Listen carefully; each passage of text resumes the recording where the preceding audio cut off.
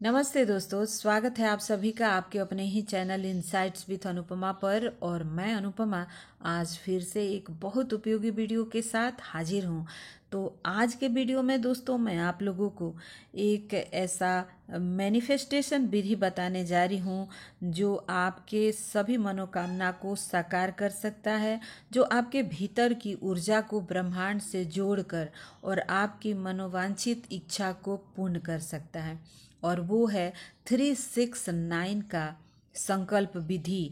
और वो कल ही मैनिफेस्ट हो रहा है क्योंकि कल 30 तारीख है और 30 जो है वो 3 बन रहा है और छठवां महीना है और ये साल का नंबर है 9। तो इस तरह से कल आप देखेंगे कि ये 369 मैनिफेस्ट हो रहा है। आपको करना क्या है, आपको स्टेप बाय स्टेप बताती हूँ। उससे पहले बता दूँ कि ये नंबर इतना इम्पोर्टेंट क्यों है। जी हाँ दोस्तों, मैं बात कर रही हूँ 369 की विधि की। और ये जो विधि है ना केवल वैज्ञानिक रूप से प्रसिद्ध है बल्कि भावनात्मक और आध्यात्मिक रूप से भी अत्यंत प्रभावशाली है। देखिए दोस्तों, 3 जो नंबर है वो बृहस्पति का नंबर है, 6 शुक्र का और 9 मंगल का और पूर्णता का। यानी 1 से लेकर 9 तक व्यक्ति कोई कर्म करता है और 9 आने के बाद वो पूर्ण होता है, फिर वापस 1 से शुरू होता है। तो इसीलिए 9 यानी ये जो साल है पूर्णता का साल है और इसमें आप अपनी इच्छाओं को मैनिफेस्ट कर सकते हैं। यहाँ पर आप देख रहे हैं एक वैज्ञानिक जिनका नाम है निकोला टेस्ला। इन्होंने इस फॉर्मूला को बहुत ज़्यादा प्रयोग किया और बहुत बड़े बड़े शोध किए, उनमें इनको सफलता मिली। और इनका विश्वास है कि ये जो नंबर है वो आपकी हर इच्छा को पूरी कर सकता है, यूनिवर्स से जोड़ सकता है। अब देखिए, नंबर तो इम्पॉर्टेंट है ही क्योंकि दिन भर हम नंबर को ही देखते रहते हैं। कितना टाइम हो गया, कितना एज हो गया, कितना कौन कितना कमा रहा है, यानी काउंटिंग, पैसा, नंबर, ये सब कुछ चल रहा है और इसी के इर्द गिर्द घूम रहा है। तो इसीलिए नंबर जो है वो बहुत ज़्यादा इम्पॉर्टेंट है। तो उनका मानना था दोस्तों कि यदि आप ब्रह्मांड के रहस्य समझना चाहते हैं तो ऊर्जा के तरंग और आवृत्ति से सोचें। यानी ऊर्जा की तरह सोचें, एक शरीर के रूप में आप ना सोचें। 3, 6 और 9 ये जो संख्या है ब्रह्मांड की दिव्य कुंजी है और ये कुंजी वो सभी को बताकर गए हैं और आज मैं आप लोगों को भी बता रही हूँ। इस विधि में हम अपने मन की इच्छा को सुबह 3 बार, शाम को 6 बार और रात को 9 बार लिखते हैं, बोलते हैं। लेकिन केवल शब्दों से नहीं होगा, श्रद्धा और भावना, कल्पना को भी जोड़ना होता है। यानी जब जब आप लिखते हैं उसमें आपकी पूर्ण भावना होनी चाहिए, श्रद्धा होनी चाहिए और कल्पना भी होनी चाहिए कि वो चीज़ जो आप चाहते हैं वो घटित हो चुका है। तो इसीलिए आप जब भी इसका उपयोग करें तो याद रखिए भावना उसमें होनी जरूरी है। तो विधि एक और बार आपको समझा देती हूँ कि जब आप फील करते हैं तो आपको प्रेजेंट टेंस में लिखना है और फील भी करना है कि वो आपको मिल चुका है। उदाहरण के लिए आप सोचिए कि मेरा बेटा कोई जॉब चाहता है तो आप सोचिए कि वो उसको मिल चुका है और आत्मविश्वास और सफलता से भरा हुआ है।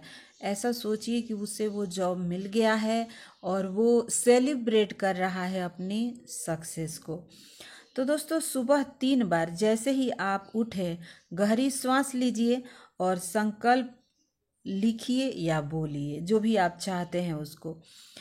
दोपहर में आप फिर से उसी चीज़ को 6 बार लिखिए। थोड़े समय निकाल कर शांत मन में बैठिए और लिखिए। सुबह आपने जो 3 बार लिखा था उसी को दोपहर में 6 बार लिखना है और रात को सोने से पहले आपको संकल्प को भावना सहित दोहराना है और जैसे कि वो पूरा हो चुका है और 9 बार लिखना है। तो दोस्तों, हर बार कल्पना करिए कि वो चीज़ अभी आपके पास है।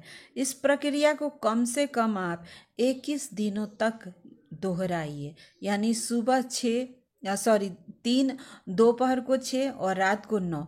दिन में आपको ये 3 बार इस काम को करना है, एक नोटबुक में, और पूरी भावना के साथ और प्रेम और लगन के साथ। देखिए, आपको ये नहीं कहना है कि मुझे नौकरी चाहिए, भगवान मुझे नौकरी दे दो। आपको कहना है कि मुझे मेरी मनचाही नौकरी मिल चुकी है, मैं आनंदित हूँ, मैं प्रसन्न हूँ और मैं भगवान का धन्यवाद करता हूँ। यानी वो ऑलरेडी आपको मिल चुका है। आप चाहे तो इस संकल्प के साथ कोई मंत्र भी लिख सकते हैं, जैसे कि ओम श्रीम ह्रीम क्लीम नमः या ओम तत्सत। कुछ मंत्र में अगर आपकी श्रद्धा है तो मंत्र भी लिख सकते हैं, और नहीं तो आप सिर्फ अपने कामनाओं को, इच्छाओं को लिखिए भाव के साथ। एक विशेष डायरी रखिए और उसी में संकल्प लिखिए। हर बार अंत में कहिए, यह मेरे और सभी के सर्वोत्तम कल्याण के लिए है। देखिए, अगर आप साधारण सोच के हैं तो आप सोचेंगे कि मेरी शादी में दूसरे का कल्याण क्या छुपा हुआ है, लेकिन ये आप तभी सोच सकते हैं जब आप प्रकृति के रहस्यों को नहीं जानते। हम सभी उसी प्रकृति के एक हिस्सा हैं। जैसे एक पेड़ बड़ा होता है, आम देता है, लकड़ी देता है और फिर सूख जाता है, तो बिल्कुल वैसा ही हम भी एक प्रोसेस में होते हैं और इस नेचर को कंप्लीट कर रहे होते हैं।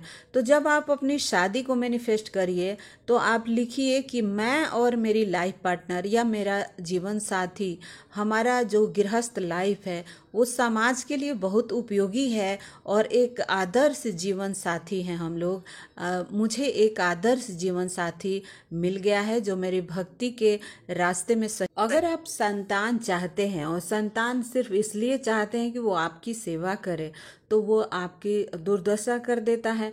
इसीलिए एक आदर्श और एक ऐसा संतान की हमें कामना करनी चाहिए जो हमारे साथ साथ सोसाइटी, समाज और धर्म, दुनिया के काम आए। तो इसीलिए हमें एक ऐसे संतान को मैनिफेस्ट करनी चाहिए जो सभी के लिए उपयोगी हो। तो उस वक्त आपको कहना चाहिए कि मेरे पास एक बहुत ही आदर्श संतान है जो मेरे साथ साथ दुनिया के लिए भी बहुत उपयोगी है और धर्म के रास्ते पर चलने वाला है। तो इसी तरह जो भी आप मैनिफेस्ट करते हैं थोड़ा बड़ा विजन के साथ करिए, सिर्फ अपने लिए मत करिए, क्योंकि जब हम अपने बारे में सोचते हैं तो यूनिवर्स हमें बहुत देने के बाद भी मारने लगता है। तो इसीलिए मैं कहती हूँ कि उसमें थोड़ा सा आप बड़ा विजन जोड़ दीजिए ताकि उसको पाकर भी आप आनंदित हो सकें। तो कल से 21 दिन तक आप अपनी इच्छाओं को लिखिए और इंतज़ार करिए मैनिफेस्ट होने का। इंतज़ार इस तरह से करिए कि आपके पास ऑलरेडी वो चीज़ आ चुका है। तो अब हम आपसे विदा लेते हैं। Thank you so much for watching. सर्वे भवन्तु सुखिनः।